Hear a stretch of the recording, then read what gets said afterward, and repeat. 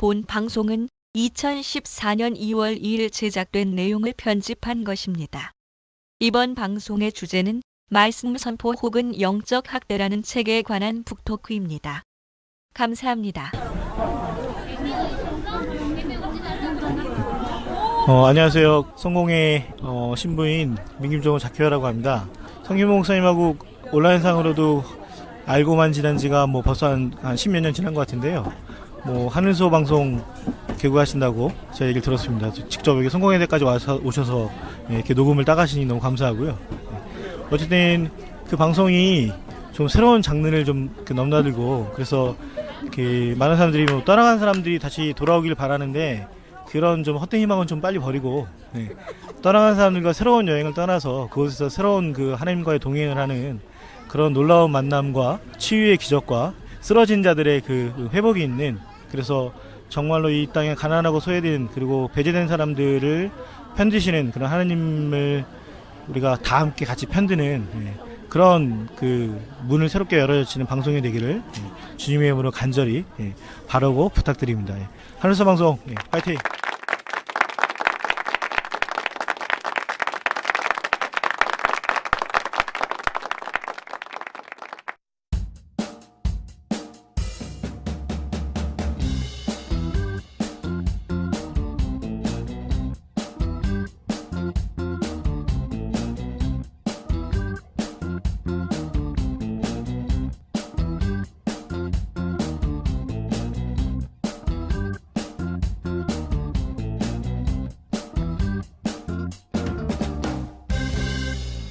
안녕하세요. 방송 재미있게 듣고 계시죠? 더 재미있고 더 유익한 방송의 제작을 위하여 불철주야 노력하고 있습니다. 이 시점에서 여러분의 관심과 참여가 많이 필요한 상황입니다. 성기문의 만사소통은 애청자 여러분의 재정 후원 및 광고 후원을 기다립니다. 후원 계좌는 성기문 하나은행 계좌번호 336-910-160-79207입니다. 감사합니다. 안녕하십니까. 하늘소 세 번째 방송입니다. 수동진 선생님 안녕하셨어요? 예, 안녕하세요. 네. 서동진입니다. 서울 어떻게 지내셨어요? 그냥 아프면서 컨디션이 안 좋았습니다. 뭐 했길래 이렇게 아파요? 집에만 있어. 그러니까 건강을 되찾으셔야지. 오늘 존슨과 반본데른이라는 사람이 쓴 말씀 선포 혹은 영적 학대라고 하는 책을 중심으로 한국교회의 문제점들을 한번 살펴보려고 합니다. 2000년 초에 제가 그 기훈실 건강교회 운동본부에 총무로 있었습니다. 한 8개월인가요? 1년인가 있었습니다. 그때부터 느낀 거였는데 한국교회에 여러 가지 문제점들이 많다는 거를 뼈저리게 느꼈습니다. 왜냐하면 거의 매일 상담도 오고 연락도 오는데, 항상 제가 그 안타깝게 생각했던 게 뭐냐면 사후 약방문이라는 거예요. 아무리 해도 다 일이 끝나버린 상태 속에서 문제를 어떻게 해결해야 되냐고 물어보는데 참 해결이 안 되더라고요. 그래서 결국은 어떤 교회적 차원에서 해결보다는 결국은 사회법적인 법에 의존해서 할 수밖에 없는 그런 일들이 많이 생기는 것을 보고 안타까운 마음이 들었어요. 이 한국교회에 발생하는 문제가 왜 발생하는지, 그 시작은 무엇인지, 또 어떤 결과를 낳았는지, 그리고 어떻게 해결을 해야 되는지, 그런 그 고민을 하게 됐는데, 제가 오늘 말씀드리려고 하는 책이 문제의식도 제공하고 또 객관적이고 그에 대한 객관적이고 철저한 분석과 해결책을 제시하고 있는 책이라고 저는 생각을 해서 여러분과 함께 나눠보려고 이 책을 갖고 왔습니다. 그리고 또 최근에 그 사이비라는 영화가 나왔는데요. 사이비가 물론 이제 한국에 있는 그 이단들의 폐쇄성, 이단들이 얼마나 권위주의적이고 얼마나 사람들을 학대하는가, 재정 문제라든지 성적인 문제라든지 합리적인 생각을 못하게 하는 등등의 그런 것들을 다루고 있는데, 만화가 있는데, 책을 읽으면서 생각하는 것이 뭐냐면 이게 사이비만의 문제가 아니지 않겠는가, 그런 생각이 자꾸 들더라고요. 이 부분에 대해서는 어떻게 생각하시는지 한번 소동진 선생님 얘기 한번 들어보죠. 김광란 선생님이 번역한 말씀 선포 혹은 영적 학대에 대한 책인데요. 네. 이게 미국 분들이 쓴 거고 미국 사람들이 써가지고 미국적인 상황인 것 같으면서도 이게 우리나라 상황과 많이 연결이 되고 꼭 우리나라 분이 쓴 것 같은, 그러니까 그런 이 느낌이 책을 많이 읽다 보면 있죠. 이 책의 유익한 점이 뭐냐면 미국 상황을 쓰는데 사람 이름이라든지 뭐 무슨 장소만 바꿔놓으면은 한국교회 얘기를 하는 것 같더라고요. 네, 그렇죠. 그러면서 좀 되게 유익한 것 같죠? 네, 좀 전에 말씀하신 것처럼 꼭 이런 한국교회 문제점들이 이단교회라던가 그런 부분들에서 나타나는 것뿐만이 아니라 한국교회들이 잘못된 그런 구조나 잘못된 그런 말씀에 대한 왜곡 속에서 이단적인 부분들이 상당히 많이 나타나고 있는 것 같다. 그러니까 이단들과 생각이 들죠. 공유되는 부분들인 거죠? 그렇죠. 그럼 이 책 한마디로 말하면 무슨 내용이에요? 뭐 지난번에 나눴던 책이랑 거의 비슷한 것 같아요. 결국에 한국교회 문제점의 근본적인 원인은 설교에 있다. 설교에 있다. 설교에 있다. 이런 설교가 마치 이제는 하나님 말씀을 왜곡시켜가지고 성도들에게 던지는 하나의 영적인 학대다. 이렇게 이제는 결론이 나가고 있는 것 같습니다. 이분 말씀 중에 재밌는 걸 제가 두 가지를 한번 정의했는데 현재 교회 상황 속에서 좋은 밭에 나쁜 씨앗을 뿌리는 사람들이 있다. 그런 사람들이랑 짊어지기 무거운 짐을 성도들에게 지우는 마치 그 나귀보다 수십 배가 더 큰 무거운 짐을 지우게 하는 그런 짐꾼과 같은 그런 것들이 바로 그 교회에서 영적 학대를 하는 사람들이다. 그렇죠. 얘기를 하고 있는 것 같아요. 특히 이 부분, 이 두 가지 정말 잘 지적한 것 같아요. 네, 아주 그 부분 좀 훌륭한 지적인 것 같아요. 흔히 이제 말씀 들어가지고 우리가 뭐지 그러면 마치 내가 이제 믿음이 적은 사람, 그렇죠. 뭐 이거처럼 맞아, 의문을 내가 제기하거나 폭로를 하거나 반박하거나 길가에 뿌려진 씨앗이다. 그렇죠, 그렇죠. 네가 네. 마음이 강팍해가지고 이것을 아멘으로 받아들이지 못하는 거다. 네. 그런 말하는 거죠. 예전에 제가 알았던 어떤 한 분이 계시는데 네. 그분은 교회 다니는 분이 아니신데 예전에 교회 다녔던 분이셨어요.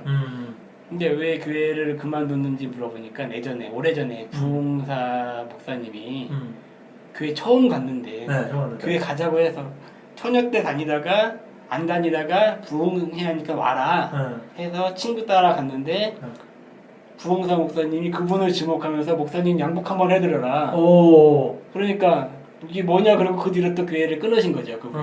그렇군요. 근데 그런 말들을 이제는 지금 이제 교회 아는 분들하고 이야기를 하면은 아 그분이 마음 믿음이 적어서 꼭 그렇지. 그분 탓으로 던진다는 맞아, 거죠. 맞아요. 이렇게 네. 양복을 해라는 그 말씀 자체에도 큰 심각한 문제가 있음에도 불구하고 그것을 실행하지 못하고 하지 않고 교회를 떠났다는 이유로 이제는 믿음이 부족하다, 복받을 기회를 놓쳤다. 그렇죠. 그러면서 이제는 돌짝밭이다, 뭐 길가다 가시밭이다 이제 그렇게 그분에게 이제 공격을 한다라는 맞아요, 맞아요. 그 씨 뿌리는 자의 비유가 상당히 중요한 그 키가 되는데 그렇죠. 이 저자는 말씀하기를 좋은 밭에 씨앗이 뿌려졌다. 그러니까 오히려 말씀을 전하거나 예수님의 제자들을 양육하는 사람들에게 문제가 있는 거지 밭이나 제자들 자신들에게는 문제가 적다. 뭐 이렇게 얘기를 하신 것 그렇죠. 같아요. 결국 나쁜 씨앗이 뿌려졌기 때문에 무거운 짐이 지어지는 거죠. 그렇죠. 무거운 짐을 지우도록 나쁜 씨앗이 뿌려지는 거니까. 예. 요즘 우리나라에도 대놓고 상담이 붐입니다. 예. 그래서 뭐 옛날에는 이제 뭐 개인적인 문제나 그런 걸 가지고 1대1 비밀 상담이 주류였는데 요즘은 텔레비전 프로그램을 통한 상담이 인기예요.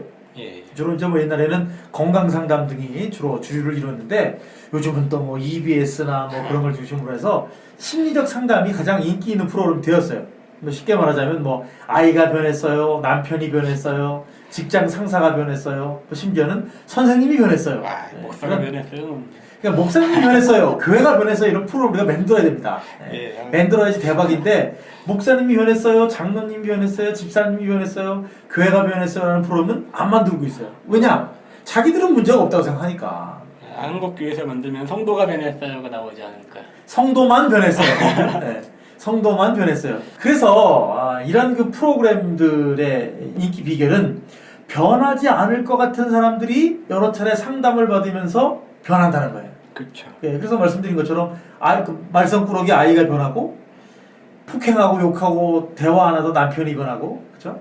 억압하고 윽박지르기만 하던 직장 상사가 변하고 학생들을 인격적으로 대화하지 않았던 선생님이 변하고 그런 프로그램들이 인기를 얻는다면 내가 볼 때는 기독교 방송에서도 목사님이 변했어요. 좋죠. 그것도 해야 되는데 우리가 저기 선점을 해가지고 다음에 한번 목사님이 변했어요 한번 들어보자고요. 교회 하나 또 지정을 해서 그러니까 제보를 받아 제보를 받아서 제보를 찾아가가지고 목사님이 변하도록 좋은 얘기입니다. 이것도 당회에서 승인을 해야 이게 됩니다. 에이 승인할까 모르겠네. 예.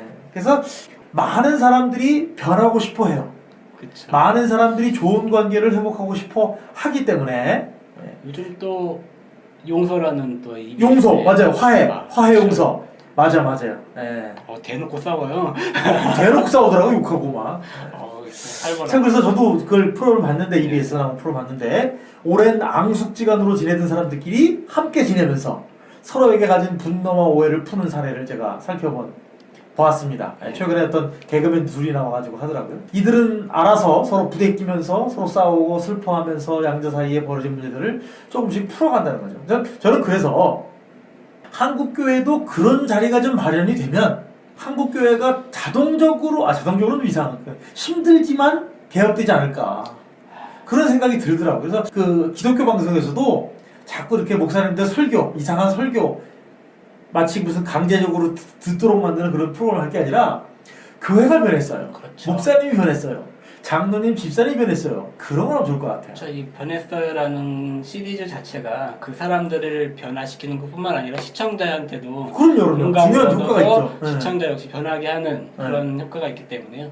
참 그런 프로그램이 있으면 정말 좋을 것 같네요. 네. 근데 저는 이런 프로그램을 보면서 하나 안타까운 점은 뭐냐면 개인이나 친구나 가족이나 혹은 직장과 같은 그런 소규모 사회에서 벌어지는 문제를 해결하려고 하는 시도들이 확산되고 있다는 점은 정말 기쁜 일인데 문제는 한 가지 더 있는 것 같아요. 왜냐하면 이러한 문제가 중요한 문제긴 하지만 한국 사회에서는 빙산의 일각이라는 거죠.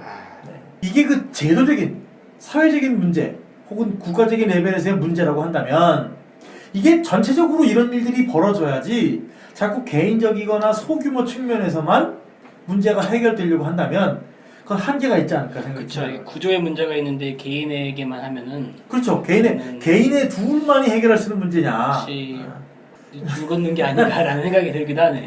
달걀로 바위치기 같이. 그래서 사실 요즘에 한국 사회가 되게 문제가 많잖아요. 권위주의적이고 반민주주의적인 사회로 돌아가고 있기 때문에 어렵긴 하겠지만 방송국 프로그램에서도 그런 어떤 갈등을 빚는 전라도와 경상도라든지 혹은 회장님이라든지 아니면 노동자라든지 아니면 뭐 여라든지 야라든지 보수나 진보나 좀 그렇게 좀 그런 쪽으로도 그죠? 뭐 북한과 남한이라도 그죠? 딱 만나서 예. 그 획기적으로 하는 거예요, 프로그램을. 그렇게 해가지고 단순하게 개인적이고 소규모적인 측면이 아니라 그 어떤 사회적으로나 지역적으로나 뭐 국가적으로도 국가 간에라도 좀 모여서 좀 문제를 해결하는 그런 프로그램들이 좀 많이 돼야 되지 않겠는가. 설마 카메라 돌아가고 있는데 서로 욕하고 싸우진 않겠죠. 싸우더라고요. 싸우긴 하겠지만 좋은 쪽으로 할 거 아니겠어요, 그죠? 네. 좀 그런 그 상담 프로그램이 좀 넓어져야 되겠다는 생각도 들고 앞서 말씀드린 것처럼 지금 우리 문제가 다루고 있는 문제가 교회에 관한 문제이기 때문에 교회도 좀 그런 폐쇄성이나 권위주의적인 문제나 반민주주의적인 문제를 좀 드러내놓고 토론하고 대화하고 상담하는 프로그램들이 있어줘야지. 나쁜 것만 지적만 하고 문제가 있다는 것만 지적을 하고 한쪽에서는 우리는 문제 없다. 자꾸 그러면 결국은 평행선을 걷는 거지 절대 만나질 않는 거 아니에요? 네. 그런 면에서 좀 문제를 해결되지 않겠는가 생각이 들고 또 하나 제가 앞서 말씀드린 것처럼 이러한 문제가 신흥 종교의 문제뿐만 아니라 소위 정통적인 교회들에게서 발견되는 흔한 문제라는 거죠. 네. 그런 면에서 우리가 한번 좀 깊이 이 책을 가지고 생각을 해봐야 되는데 자, 이 책은 총 3부로 구성되어 있어요. 하나는 영적인 학대와 그 희생자들을 다룬 문제고 두 번째는 학대하는 지도자들이 학대를 하게 되는 이유를 살펴보고 있고 3부는 영적 학대로부터 회복되는 방법을 다루고 있어요.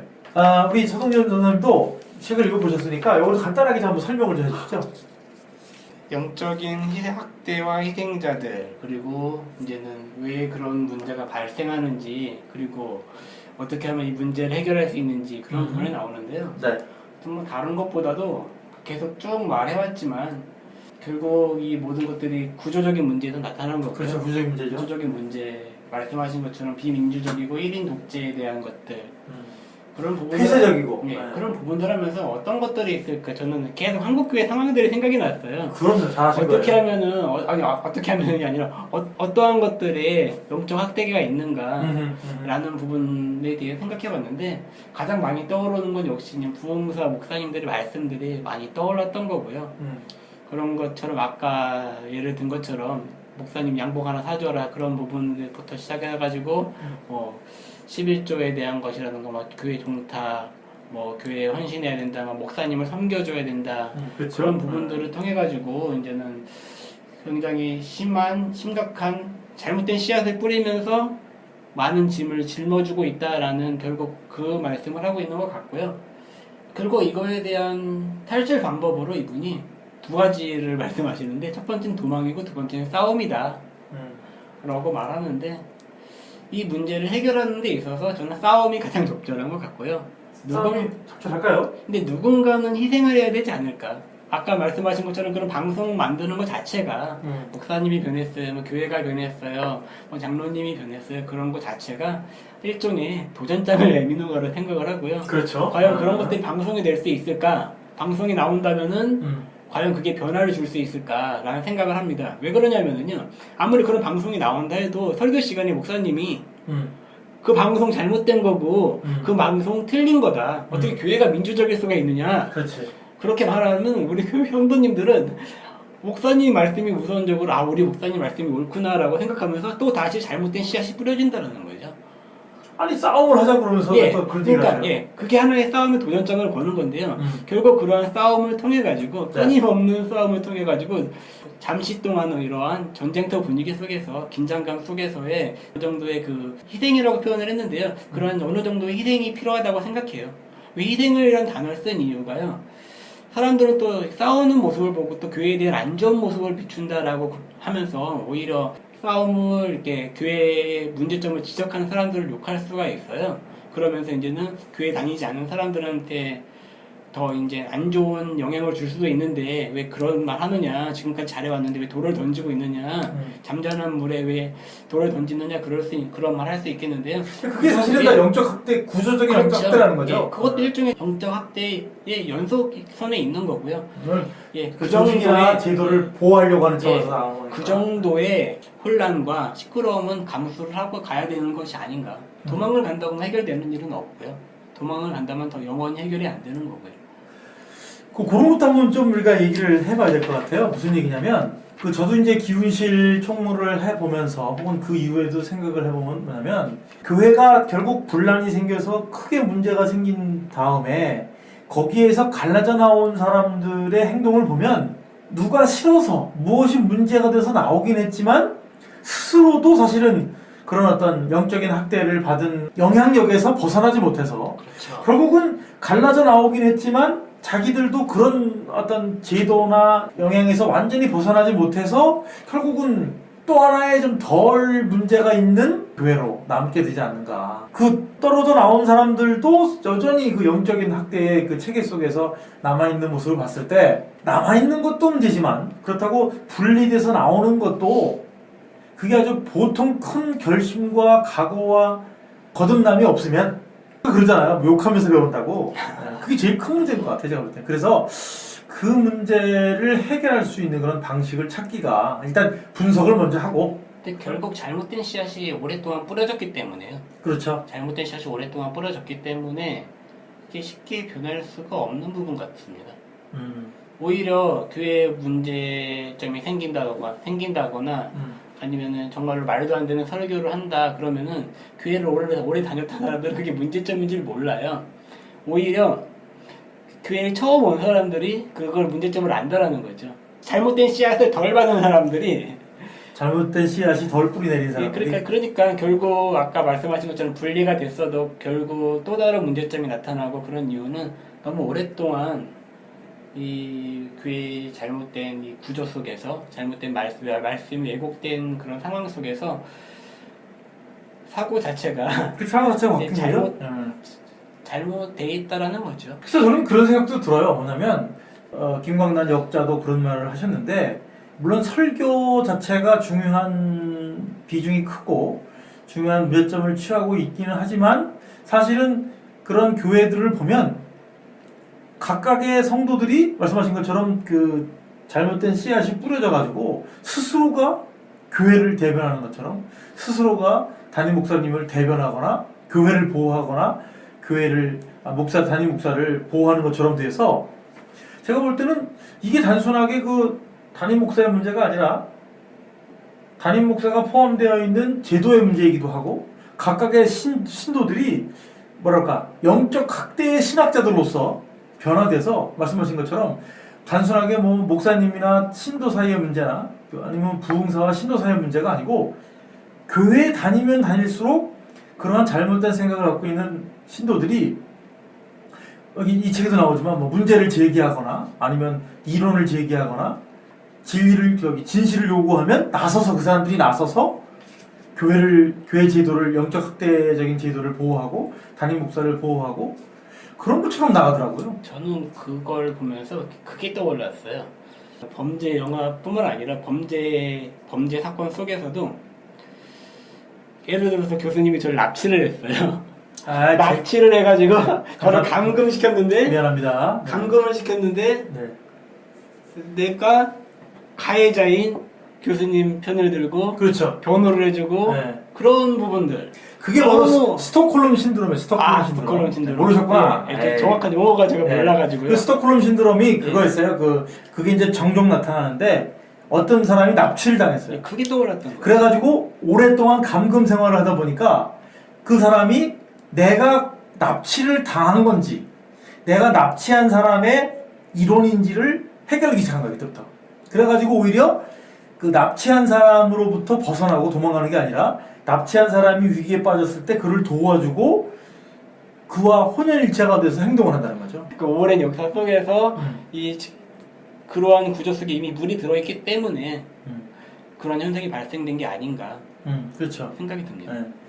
또 그런 것도 하나 떠오릅니다. 그 최근에 우리 여성 팬들을 사로잡았던 그 늑대 소년에 관한 얘기도 마찬가지예요. 그렇죠. 사람이지만 늑대 굴 속에서 오랫동안 늑대의 젖을 먹고 엄마 늑대의 보호를 받고 늑대 새끼들과 함께 살다 보면 정체성에 혼란이 온다는 거죠.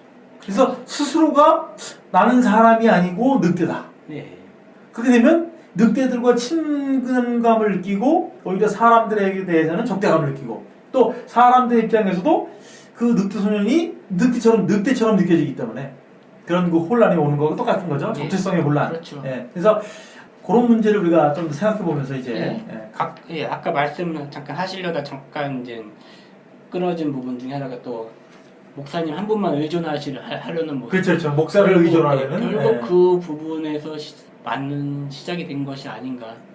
그래서 지금 저는 그 생각을 해요. 그러니까 그 우리가 자주 뭐 하는 얘기지만 신도들이 목사님보다 더 아는 게 많고 신도들이 목사님보다 더 신학적이면 문제가 해결될 거라고 생각하세요? 그렇지 않죠. 아닐까요? 왜요? 말씀 들었듯이 교회라는 구조 자체가요. 목사님 한 분에게 담임 목사님 한 분에게 의존이 돼 있는 상황이라는 거죠. 지식적으로 모르기 때문에 의존하지 않을까요? 단순히 지식의 문제는 아닌 것 같아요. 그 무슨 문제죠? 물론 지식적인 것도 포함이 되겠지만요. 성도분들이 지식적인 분들을 구분한다? 그거는 거의 많이 있는 것 같지가 않아요. 그러니까 많이 알아도 담임 목사님이나 그런 사람들이 갖고 있는 영적인 권위에 눌리는 거겠네요. 그런 거죠. 예를 들어서 정말 말도 안 되는 설교를 했다. 예를 들어서 이제는 막 11조를 하지 않으면 하나님이 저주를 받는다. 그렇죠. 40원에 헌금을 하면은 12,365원의 복을 받을 것입니다. 할렐루야. 아멘. 뭐 그런 설교를 했다고 쳐봐. 정말 말도 안 되는 설교를 했는데 다음 주에 어떤 유능한 신학교 정말로 유능한 교수님이 오셔가지고 11조라던가 헌금이라던가 그런 부분들에서 정말로 정직하게 설교를 했다고 칩시다. 설교할 수는 없을 것 같은데요. 만약 했다고 칩시다. 치면. 했다고 치면은 사람들이 누구의 말을 신뢰할 거냐? 담임 목사님 말을 듣겠죠. 대부분 담임 목사님의 말을 신뢰합니다. 그리고 그 분의 말은 잊어버릴 수가 있어요. 그렇죠. 왜냐면은 읽기는 충분히 잊어먹죠. 잊혀지고 아무리 유능한 분들이 자주 온다고 하더라도 수없이 자주 하는 목사님의 말씀이 더 귀에 익숙하고 더 잘 받아들여지고 거기에 아멘을 하고 받아들여진다는 거죠. 결국은 그게 권위의 문제이기도 하겠네요. 그렇죠. 저는 근데 그 생각도 했었어요. 그 담임 목사보다도 지식적으로나 신학적으로 신도들이 높을 경우에 생기는 문제점일 수 있는 것은 뭐냐면 그분들이 지식적으로만 높을 경우에 문제가 있어요. 그러니까 오히려 행동하지 않고 삶으로 보여주지 않고 지식적으로 높을 경우에는 그런 교회도 건전하지 못하죠. 자, 다음으로 넘어갈까요? 자, 일부 영적인 학대와 그 희생자를 한번 살펴보겠습니다. 예, 그러니까 자주 듣는 얘기죠. 예.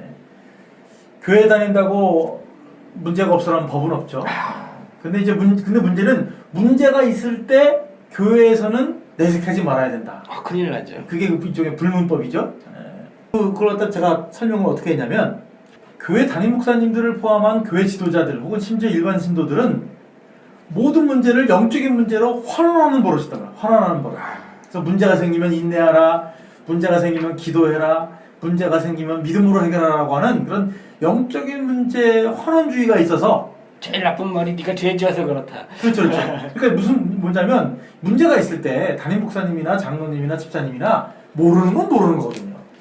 틀린 건 틀린 거고. 그런데 자꾸 이 문제를 마치 무슨 영적인 만물 박사처럼 생각을 해서 모든 문제를 다 해결해 줄 것처럼 얘기하는데 항상 인내하라, 기도하라, 믿음으로 해결하라 그런 얘기를 한단 말이에요. 그런 측면에서 보면 마치 그 불평과 불만은 불신앙의 표시고 마귀의 장난이고, 그죠? 그렇기 때문에 모든 문제를 다 영적으로 해결할 수 있도록 해결해야 한다는 그런 뭐랄까 그 영적인 측면에서 오만과 편견에 빠져 있을 수 있다는 거예요. 그러니까 결국은 침묵하게 하거나 순종하게 하거나 믿음으로 행하기를 강요하는 모습으로 나타나는데 저자는 이것을 뭐라 그러냐? 영적인 학대다. 그래서 저자의 말로 정리하면 영적인 지위를 사용해서 다른 사람들을 통제하거나 지배하려고 할 때 나타나는 현상이 바로 영적인 학대다. 그렇죠. 네. 성도분들은 마치 하나님을 하나의 사제처럼 하나님이 보낸 사자다 한 것처럼 목사님한테 잘못하면 안 된다. 마치 하나님한테 잘못하는 거다라고 생각을 하고 있기 때문에요. 충분히 그런 영적인 권위를 잘못된 권위. 영적인 권위 얘기하면 무당 얘기 하나 떠오르는데 무당 얘기 좀 그렇죠. 해주세요. 무당하면은 이제는 예로부터 우리나라에 직업에 귀천이 없다 하지만 무당하면은 지금도 천민이에요, 천민. 예, 지금도 그렇지만 알아주지 않지만 예전에야말로 진짜 천민 중에 천민이죠. 그렇죠. 네. 가장 이제는 사람들 얘도 무당한테 반말할 때도 있고 그랬어요? 그럴 수도 있죠. 이제 천민 중에 천민인데. 그렇지, 하지만 무당은 가장 낮은 천민임에도 불구하고 모든 사람한테 반말을 합니다. 그러니까 무당은 진짜 반말했네요. 마님이 갔는데도 얘 이년아! 그렇죠. 이 마님이 갔는데도 막 어떻게 그렇게 반말할 수가 있었죠? 마음 함부로 하죠. 꾸짖기도 하고. 예, 네. 그렇죠. 그럼에도 불구하고 무당한테 함부로 하지 못하는 이유가 무당이니까요. 예를 들어서 이제 태백산맥에 보면은 소설 조정래 선생님 태백산맥에 보면 무당이 나오는데 제가 읽은 지 오래돼서 이제 각자 소설 속 나오는 이름은 기억이 나진 않는데요. 이름을 못 외우세요, 예, 항상. 그중에 이제 어떤 동네 건달 깡패 양아치가 있죠.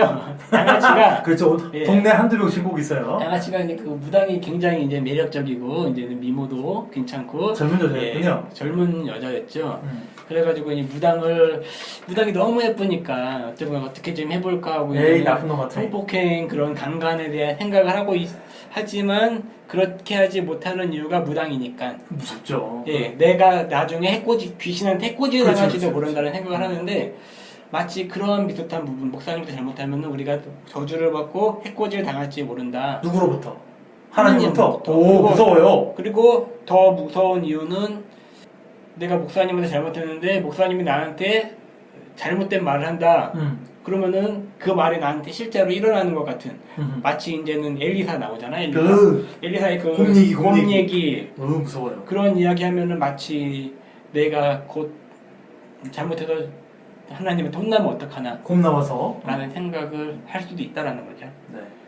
담임 목사님이나 목사님들을 무당이랑 연결시키면 기분 나빠할 분도 계시겠지만 예전에 예. 그런 측면에서 연결점이 없다고 말할 수는 없죠. 그런 연락이 한 번도 온 적이 있었어요. 예전에 아는 분한테 연락이 왔는데 최근에 이제 목사님하고 좀 마다툼이 있었는데 혹시 나 하나님부터 벌 받는 거 아니냐고 그런 연락이 온 적도 있었습니다. 그러니까 그 정도로 이제는 두려움이 떨고 있다라는 거죠. 다 똑같은 목사인데 왜 제가 말하는 거에 대해서 사람들이 긴장을 안 할까요? 담임 목사님이 아니시죠. 담임 목사가 아니군요. 나도 빨리 교회를 개척해야지. 담임 목사님이셔야 교회 안에 교육 목사님이 말하는 거랑 그러니까요. 담임 좀 목사님이 전에 얘기했는데 또 말하는 까먹었네요. 다릅니다. 네. 자, 그래서 이 영적인 학대라고 하는 것은 통제나 지배를 하게 되는데요. 또 거기서 나타나는 것 중에 하나가 뭐냐면 영적인 무거운 짐을 지게 한다는 거죠.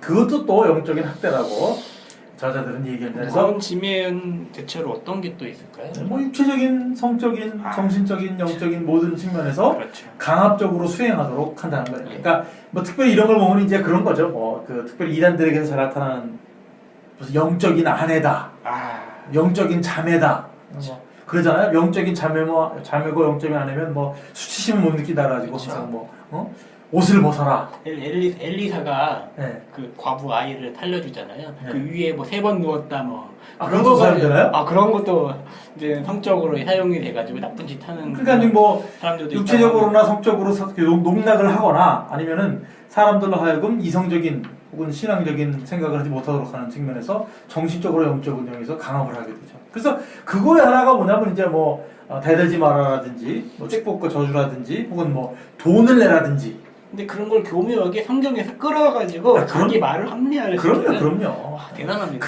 대단한 그런 거 찾아내는 거 보면은 대단한 거나 이건 이제 다 그런 거 찾아보면 그걸 어떻게 기발할 수 있을까? 제가 찾아드릴까요? 아, 그래요? 찾아드릴게요. 잘 못 찾겠어가지고. 500원만 주시면 제가 찾아드릴게요. 쉬운 건데 뭐. 자, 그래서 이러한 그 것들이 뭐 물론 이제 이런 학대라고 하는 것은 가정에서나 학교에서나 친구 관계에서나 혹은 직장 혹은 뭐 조폭 세계나 지역 사회 혹은 국가적 측면에서도 다 나타나는 거기 때문에 영적인 학대라고 하는 말은 영적이라는 말만 바꾸면 그 학대의 현상들을 우리가 쉽게 찾아볼 수가 있겠죠. 똑같죠. 학대라는 것 자체가 또 하나 이제 중요한 것은 이제 마녀 사냥이나 희생양의 형태로 나타난다는 거예요. 그래서 어떤 뭐 남자 여자의 경우에는 여성의 경우에 그리고 뭐 신도들의 경우에는 이제 그 평신도들의 경우에 이렇게 나타난다는 거예요. 그래서 이런 것들은 앞서 말씀드린 것처럼 지도자 개인이나 혹은 지도자들이나 혹은 교회를 하나님의 말씀과 동일시하고 그래서 강압적으로 그 자신들의 명령을 하나님의 말씀인 것처럼 여겨서 순종하도록 요구하는 그런 상황으로 나타난다는 거죠. 그 여기 이 책에 따르면 자 영적인 학대는 최근에 발생한 문제만이 아니라 성경적으로도 이해가 있다고 그러는데 맞나요? 예, 뭐 성경에서도 뭐 얼마든지 뭐 많은 사례들을 뭐 발견할 수 있을 텐데요. 그러면 현대하고 성경 속에 있는 거하고 차이가 뭐예요? 성경에서 보면 특별히 구약 같은 경우에는 이제 그 우리가 예언서를 보면 그 예언자의 말에 대해서 강압하고 억제하고 막 가두려고 그러는 그런 일들도 있고 또 신약에 보면 이제 그 바리새인들 같은 경우에 특별히 그죠? 그 사람들의 그 어떤 율법주의나 그런 행동을 통해서 사람들을 이제 하나님의 원래 말씀과는 다른 인간들의 그죠? 인간들의 그 불문법에 따르는 그런 형태로 많이 인도하는 부분들이 저기 책에 나오기 때문에 그건 제가 다 말씀드릴 수가 없고 그런 하여튼 부분들도 뭐 한국 교회에서도 그냥 성경 말씀보다도 교회 헌법이라던가 교회 전통, 자기네 교단의 전통 그런 것들을 더 우선시하는 그런 부분들에 대해서 나타나는 현상에 대해서는 그렇게 큰 차이는 저는 많이 못 느꼈었거든요. 근데 이제 문제는 그 현재 그 영적 학대라고 하는 것이 더 세분화되고 더 교묘하고 또 그렇게 진행되고 나타난다는 점에서 그쵸. 차이가 있죠. 아니 사실 성경 읽으면 그러잖아. 우리는 예언자를 핍박한 그런 사람들 아닙니다. 우리는 바리새인들 아니에요. 그렇게 얘기할 수도 있다고요. 예. 그러니까 다른 모습으로 나타나지만 결국은 똑같은 짓을 하고 있는 거예요. 예. 그렇게 생각해. 바리새인 욕하면서 내가 바리새인이 돼가고 있는. 그러니까 그거죠. 뭐 종교개혁 한참 얘기하지만 결국은 우리 상황에서는 종교개혁에 반대되는 행동을 하고 있거나 혹은 종교개혁을 많이 얘기하지만 실제 상황 속에서는 종교개혁에 대해서 아무 말도 못하는 그런 모순적인 거하고 똑같은 거죠. 또 책에 보면 재밌는 말이 있어요. 학대당하는 사람들이 학대로 인해서 겪을 수밖에 없는 10가지 어려움도 있고요. 그다음에 어떤 것들이 있죠? 10가지면. 뭐 10가지 책에 다 있어요. 다 얘기하면 안 되고. 시간이 너무 없기 때문에. 시간이 너무 없는 것도 없는 거지만 예. 이게 다 얘기하면 안 돼요. 책도 팔아야죠. 맞아. 책을 팔아야죠. 다 얘기하면 안 된다니까요. 아. 그럼 물어보지 마세요. 네. 저는 다 알고 있지만 말할 수가 없는 안타까운 상황입니다. 이 책의 그 중요성은 그거더라고요. 학대당하는 자들이 학대받을 수 없는 상황. 그걸 얘기하고 있어요. 그래서 가장 심각한 이유가 뭐라고 얘기합니까 거기서? 학대를 받을 수밖에 없는 그런 상황이 이제 2가지 정도로 말하고 있는데요. 처음에는 그 구조를 깰 수 없다라는 거죠. 능력이 결핍돼 있다는 얘기군요. 구조를 깰 수 없는 그런 것들이 있고 또 그런 시스템이 갖고 있는 그런 구조, 그런 데서 빠져나올 수 없는 그 덫, 늪과 같은 그렇죠. 늪과 같이. 예. 아, 좋은 말입니다. 늪과 같이. 그러한 네. 구조에 있기 때문에 그래서 그 모래 무덤 같은 거 예, 가끔 그렇죠. 보면 개미 무덤이라죠. 개미 아, 무덤. 그렇죠. 그래서 이렇게 그 호적거릴수록 벌레가 이렇게 속으로 구멍 파고 들어가 있는데 개미가 그 위를 지나가는 순간 점점 빠져들어가지고 벗어날 수가 없어요. 네. 예, 그러니까 지금 이 학대 구조 자체를 벗어날 수 있는 능력이 없다는 거하고 두 번째는 빠져들면 점점 속으로 가라앉게 만드는 그런 구조를 갖고 있다는 거죠. 그러한 덫과 같은 구조를 뭐라고 그럽니까? 여기서 이 책은. 예, 일단 뭐 영적인 권위에 대한 지나친 강조가 먼저 들어가고요. 아까 계속 네, 계속 네. 이야기했던 것처럼 맞아요. 그러한 권위, 영적인 권위에 대한 지나친 강조, 음. 그리고 이제 특정한 행위 수행에 대한 강조 그런 부분들인 거죠. 뭐를 하면은 어떻게 된다는 얘기잖아요. 당연하죠. 예. 네. 그런 것들을 계속 주입을 시키는 분이 이제 마치 영적인 큰 권위를 가지고 있다라고 생각을 하기 때문에요. 계속 글로 들어가고 또 그러다 보니까 또 진리에 대한 불균형성을 갖고 있다라는 거죠. 결국은. 불문율도 있죠. 네. 그렇죠. 그 성경에서는 말하지 않지만 자기들이 만든 이거 꼭 지켜야 되는 그런 불문율 같은 것들이 나타나고 있어요. 일종의 전통. 네, 그렇죠. 전통이죠. 계속해서 전통을 만들어가고 있죠. 그래요. 우리가 성경에 대한 어떤 전통적인 해석도 그런 부분들이 있잖아요. 많이 이것저것 만들어서 무슨 뭐 쉽게 얘기하면 뭐 천국에 갈 때 집 짓는 문제도 있잖아요. 그렇죠? 그리고 개교회별로 전통들을 각자 또 만들어가고 있습니다. 이 교회는 없는데 저 교회는 있는 게 있잖아요. 또 자기네 교회 안에서 만들어 놓고 꼭 그것을 해야만 된다라는 그런 것들을 계속 또 말을 하고 해야지 또 이제 축복을 받는다. 그 중에 하나가 또 뭐 나가는 일천 거죠. 번제도 있을 거예요. 일천 아, 번제. 그렇죠. 예, 예. 자꾸 이렇게 제도를 만들어서 사람들로 하여금 이렇게 제도에 빠져들게. 그죠?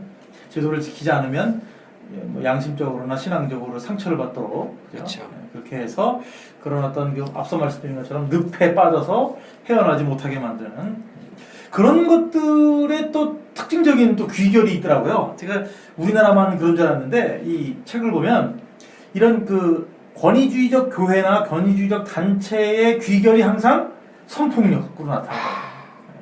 이 책이 영적 학대라고 되어 있는데 많은 사례들을 보면 대부분 그 성적인 폭력으로 끝나더라고요. 어떤 지도자가 혹은 담임 목사가 여성도를 성적으로 폭력하게 되고 또 성적으로 폭력하게 되면 뭐 수치심이라든지 뭐 신앙이 없다든지 뭐 행실이 해프다든지 마귀에 들었다든지 그런 반응을 보이더라고요. 주위에 속한 사람들이. 그러니까 진리가 무엇인가에 대한 파악이 아니라 쉬쉬하면서 넘겨가거나 혹은 아니면 그 희생자를 꽃뱀. 그죠 이상한 당 상태로 몰아가는 그런 요소들이 동일하게 나타나요. 우리 목사님이 그랬을까라는 목사님에 대한 지나친 맹종. 그러니까 목사님은 뭐 저 화장실도 안 가고 그죠? 그런 어떤 생각들이 결국은 어떤 그 담임 목사나 어떤 그 사람들을 신격화시키는 우상화시키는 그런 문제가 발생하는 것 같아요. 우리 목사님이 절대 그럴 리가 없다라는. 그래서 우리 목사님은 절대 그럴 리가 없다. 예, 그런 얘기를 하죠. 이러한 영적으로 확대하는 사람들의 특징 중에 하나는 하나님의 말씀이나 지도자들의 영적인 권위를 혹은 교회론을 지나치게 숭상하는 그런 문제가 있었다는 거예요. 그래서 우리 저 번역자도 얘기를 하듯이 하나님의 말씀이 곡해되거나 남용되는 경향이 크다. 그래서 그 민주적이고 또 개방적인 교회보다는 비민주적이고 권위적인 교회들의 발생하는 문제가 맨날 생기는 문제가 뭐냐면 재정의 문제, 그렇죠. 혹은 성적인 타락의 문제. 이게 항상 같이 다니더라고요. 그래서 이것이 우리가 그 한국교회에 돌아가는 걸 보면 대형교회, 중형교회, 뭐 심지어 소형교회도 그런 권위주의적 교회들의 대부분 특징이 돈의 유용이라든지 권력 남용이라든지 혹은 성적인 타락이 같이 나오는 거기 때문에 그 문제를 우리가 좀 깊이 주시해야 되지 않을까 생각이 듭니다. 우리 집에 쉬려면 지하철을 타세요. 장하맹 7호선 사가정역이랍니다. 1번 출구 나와서 좌회전 한번 해요. 사거리에서 한번 우회전하면 자, 우리 2부 볼까요? 2부? 예, 이분은 이제 학대하는 지도자들이 학대에 빠지게 되는 이유. 왜 빠진답니까? 쉽게 얘기해서 지도자이기 때문에 그렇죠, 단순하게 그렇죠. 지도자이기 때문에 그렇다. 지도자가 아닌 사람은 학대에 빠질 수가 없죠. 왜? 그렇죠. 지도자가 아니니까. 네. 네. 그래서 이 사람들은 왜 그러면 왜 지도자이기 때문에 빠지는 겁니까? 일단 뭐 권위에 대한 건데요. 네. 두 가지로 말을 하자면은 가짜 권위다. 네. 그리고 권위에 대한 그 주어진 권위에 대한 그 이상의 남용을 하고 있다는 그렇죠. 거죠. 네. 전 목회자로서 목회자는 목회자 나름대로의 뭐 전혀 권위가 없다. 목회자로서의 이제는 어느 정도 지도자로서 리더로서 목회자는 목회자대로의 권위가 있고 또 장로님은 장로님에 대한 권위, 또 집사님들은 또 집사님에 대한 권위 그런 게 나름대로 있지 않을까 생각을 하는데요. 근데 그게 너무 남용이 되고 있다라는 거죠. 그래서 저는 이거를 두 가지로 나눠볼 수 있을 것 같아요. 그러니까 설교 자체가 잘못된 내용을 전하는 것으로 해서 교인들을 영적으로 확대하는 사람도 있지만 설교를 들어오면 멀쩡한데 설교단에서 내려오는 순간 아니면 새벽 기도 때는 훌륭한 말씀을 하시는데 새벽 기도를 끝내는 순간 짐승으로 변하는 악마로 변하는 그런 사람들의 어떤 이율배반적인 거짓말을 행하는 것도 좀 큰 문제가 있지 않은가 그런 생각이 들어요. 그래서 그 저자는 또 이렇게 얘기를 합니다. 교회 목회자들의 잘못된 리더십의 가장 중요한 문제는 이미지 목회다. 그렇네요. 이거는 그 율법주의적이고 어떤 우리나라의 그 어떤 유교 사상 때문에 생긴 거라고 생각을 했는데 미국의 경우도 마찬가지라는 거예요. 그렇죠. 사적인 공간에 들어가면 이제 전혀 바뀌지만 공적인 자리에서 이제 좋은 모습만 보여주고 있는 예. 그런 부분들이 뭐 그러니까 그 목사는 이래야 된다. 그죠? 목사는 이래야 된다라고 하는 그런 목사의 어떤 모습이 어때야 된다고 하는 그런 생각들 때문에 연예인들이나 혹은 뭐 사회 지도자들과 마찬가지로 이미지 목회를 할 수밖에 없다라고 하는 상황이 된다고 저자는 얘기를 해요. 그래서 더욱더 이것이 어떻게 돼요? 가식적이 된다. 가식적이. 그렇기 때문에 결국 무슨 문제가 터졌을 때도 너무 그동안 이미지가 좋았기 때문에 그렇죠. 이미지 추락이 피해자가 오히려 거짓말하고 있는 것처럼 그렇죠. 그렇게 되죠. 특히 이제 성추행 부분 같은 경우는 심하죠. 이제 성추행은 성폭행하고 좀 다른 부분이잖아요. 성추행은 순식간에 일어나는 일이기 때문에 그렇죠. 당하는 사람이 말하면은 네가 뭐 오해한 거야. 설마 목사님이 그렇게 너 이렇게 민감하게 반응해. 그러면서 오히려 피해자가 이상해지는 그동안 이미지가 너무 좋았기 때문에 우리 목사님에 대해. 그래서 신촌에 있는 홍대에 있는 모 목사의 경우에는 성추행은 셀 수가 없을 정도로 많이 했어요. 그렇죠. 그러니까 성폭력은 그거보다는 사례가 적지만 성추행의 경우에는 자주 벌어졌는데 이게 또 어떤 아버지의 이미지, 그죠? 혹은 목사의 이미지가 뭐 그럴 수도 있지. 뭐 동생인데 혹은 딸인데 그런 식으로 가다 보니까 이런 성추행이 관용적으로 받아들여지는 사실은 성추행 자체도 잘못된 거잖아요. 그렇죠. 누가 아버지가 딸을 그죠? 맞아요. 뭐 직장에서나 그런 데도 보면은 딸 같아서 그랬다 그러는데 집에 가서 딸 엉덩이나 만지라고 해보죠. 그 말이 안 되죠. 이게 문제가 뭐냐면 학교 같은 경우에 직장 같은 경우에는 한 번만 잘못하면 바로 퇴출이거든요. 그렇죠. 생각해 보세요. 어느 초등학교 선생님이 아이들을 함부로 만졌다. 그러면 부모들이 가만히 안 있죠. 난리 나죠. 바로 퇴출이죠, 퇴출. 예. 근데 문제는 교회에서는 그게 허용이 된다는 거예요. 그리고 이제 스승의 은혜는 하늘과 같고, 그죠? 군사부 일체 그러잖아요. 왕과 선생과 예. 아버지는 같다 그러는데 예외가 있어요. 좋은 때는 목사가 포함되는데 예외적인 상황은 목사가 빠진다는 거죠.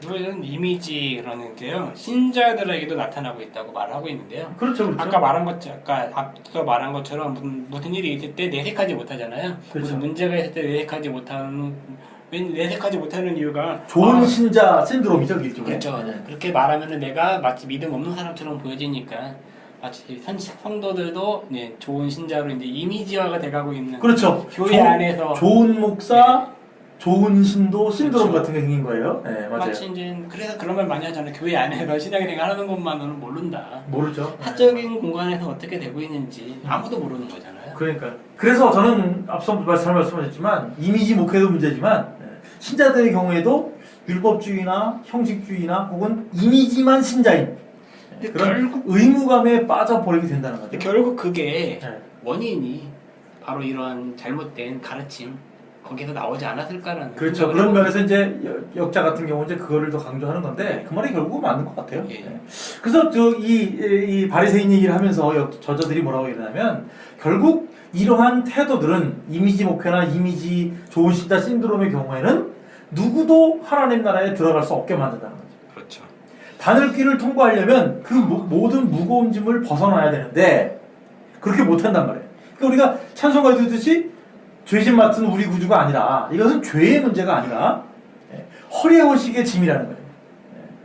그것을 사람들은 교회는 죄라고 부르는데 대부분의 경우에는 허례 허식이라는 거예요.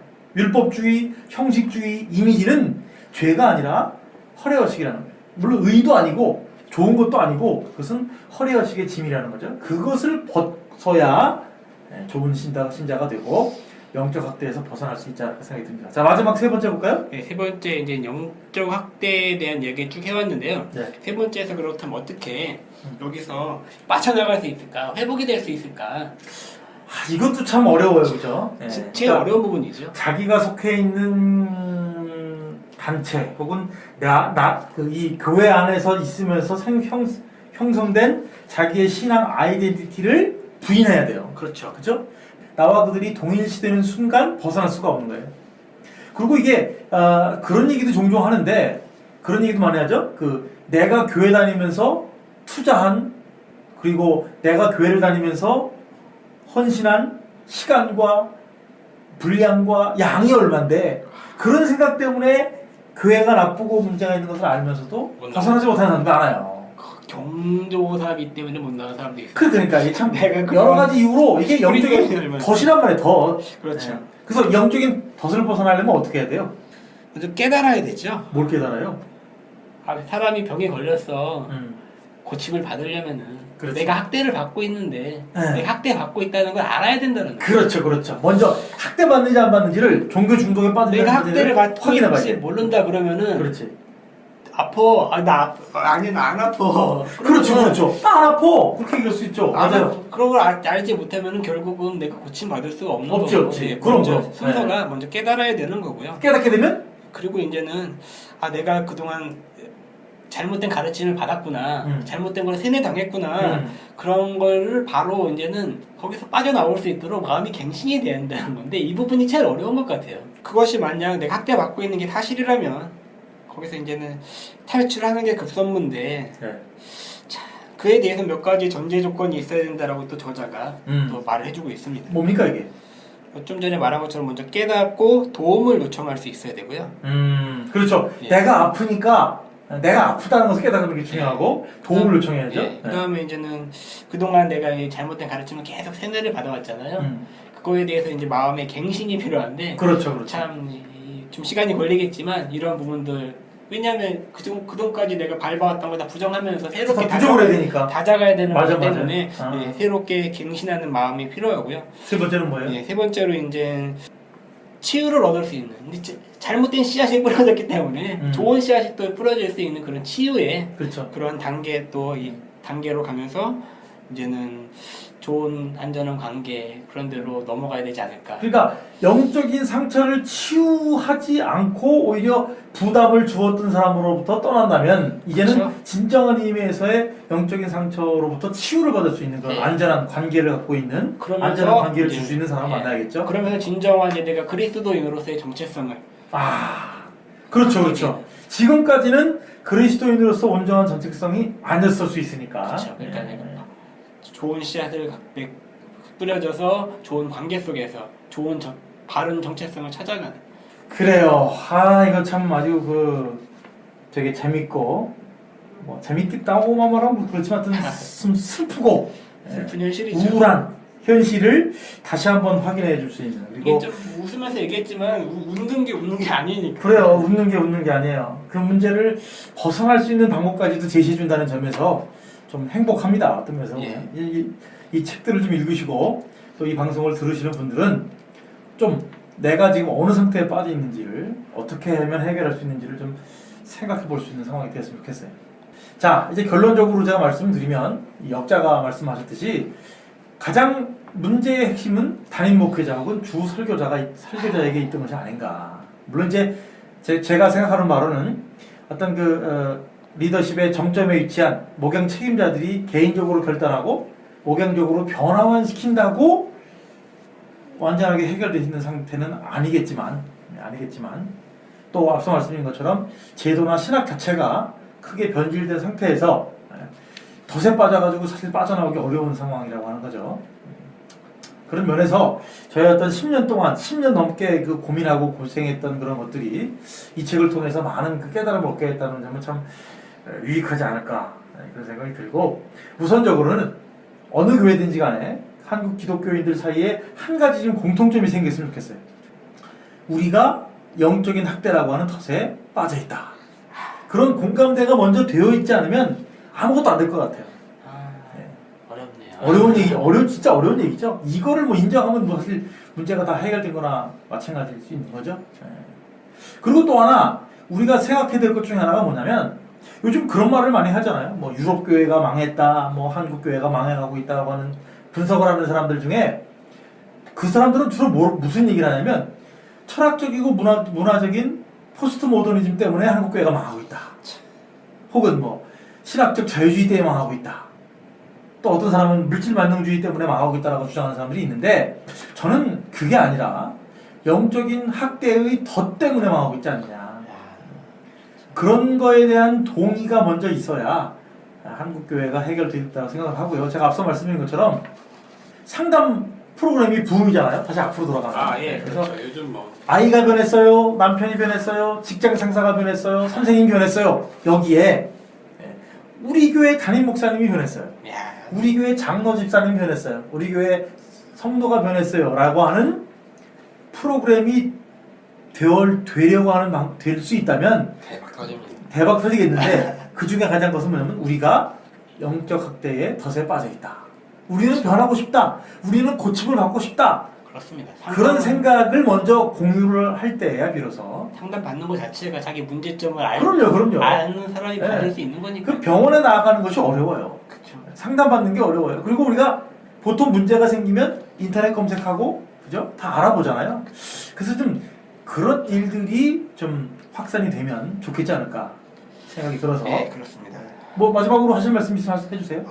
특별히 뭐 하고 싶은 말은 없고요. 참 계속 반복되는 말이지만 네. 문제 인식하는 게 가장 어려운 문제잖아요. 그렇죠. 딱 문제만 인식만 되면은 모든 게 이제는 가속기 붙을 것 같은데요. 네. 그런 부분들 좀 의식 있는 이러한 많은 방송의 힘을 해서 또 많이 방송이라던가 이런 인터넷 그런 걸 통해서 많이 좀 의식을 깨울 수 있는 이런 운동들이 더 활발히 일어나면 더 좋지 않을까 그런 생각을 해봅니다. 네, 그래서 하여튼 저는 위기에 처한 한국교회에게 본서를 시급하게 읽도록 강력히 추천하는 바인데요. 하여튼 이 책을 읽으면서 마지막으로 제가 드리려고 하는 것은, 교회 개혁이라고 하는 것이 단순하게 나쁘다는 것을 지적하는 것이 아니라 문제의 핵심 그 배후에 무엇이 깔려 있는가, 무엇이 원인인가, 어떻게 분석해야 되는가, 어떻게 해결책을 찾을 것인가 라고 하는 점을 제시해 준다는 점에서 접근하면 좋지 않을까 그런 생각을 갖게 됩니다. 자, 다음 시간에 여러분들 또 찾아뵙겠습니다. 여러분들 평안하시고 건강하게 잘 지내시기 바랍니다. 감사합니다. 감사합니다.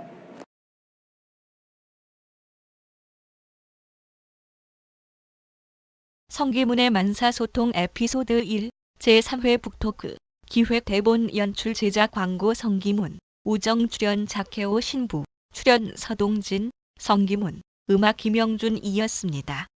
감사합니다.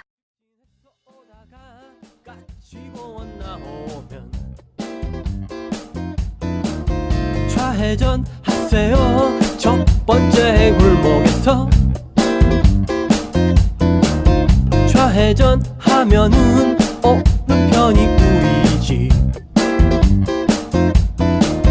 설명 복잡해봬도 어렵지는 않답니다. 서울시 중랑구 면목 38동 572-2층입니다. 좌회전 3번 직진 1번 우회전 2번 우리 집에 오시는 길 어렵지 않아요. 우회전만 한다면 5번 돌아와야지만 제 말대로 오신다면 어렵지 않아요.